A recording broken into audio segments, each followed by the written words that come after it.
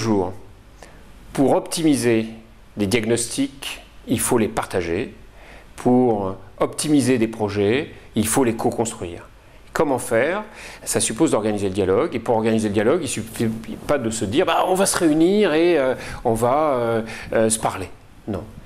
Avant la réunion, il y a des travaux à réaliser. Pendant la réunion, il y a des travaux et des processus à suivre. Et en fait, on peut faire un début de typologie des dialogues en regardant ce que sont les niveaux de diversité des faits et des idées qui sont pris en charge en amont par l'ensemble des participants et le niveau de diversité des acteurs.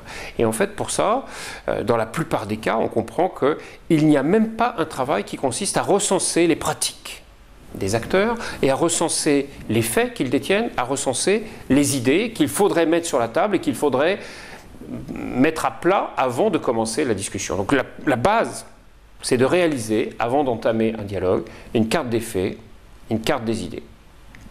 Quand ceci est fait, alors on doit être capable de bâtir, de classer l'ensemble de ces faits et des idées par ordre de complexité pour bâtir une échelle de complexité et de construire une grille d'analyse spécifique au thème. Et sur la base de cette grille d'analyse, on va être capable de construire cette vraie carte des faits et des idées qui va s'appeler un livre bleu, dans notre terminologie O10. Une carte des faits et des idées, c'est un livre bleu.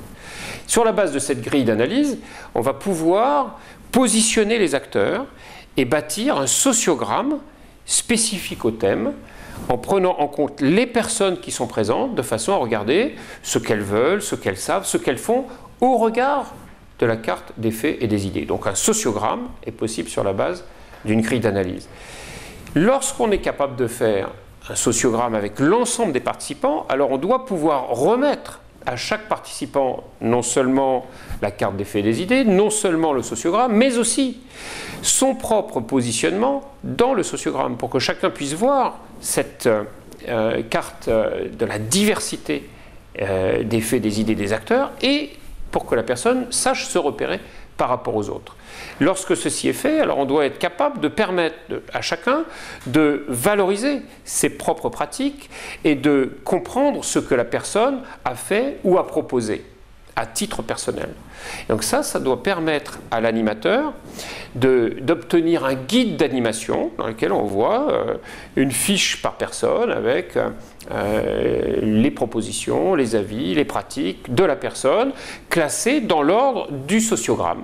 Et ça s'appelle pour nous un fil bleu que l'on remet à un animateur avec un diaporama qui présente le sociogramme qui permet de présenter en introduction du débat à tous les participants ce sociogramme en anonymisant bien sûr le positionnement des uns et les autres. Seul chacun bénéficie de son propre positionnement dans sa fiche de restitution personnelle et c'est ça qui constitue un dialogue W, un dialogue construit par l'O10 avec les outils que nous avons mis près de 30 ans maintenant à mettre au point à travers une foultitude de tables rondes qui se sont transformées en forums, qui se sont transformées en séries de forums pour bâtir des forums citoyens qui intègrent une grande diversité de statuts, syndicats, patronats, personnes de gauche, de droite, salariés, dirigeants, actionnaires, chômeurs, jeunes, personnes âgées, riches, pauvres. En mélangeant tout le monde sur des sujets de société, nous nous sommes rendus compte progressivement que si on ne fait pas ça,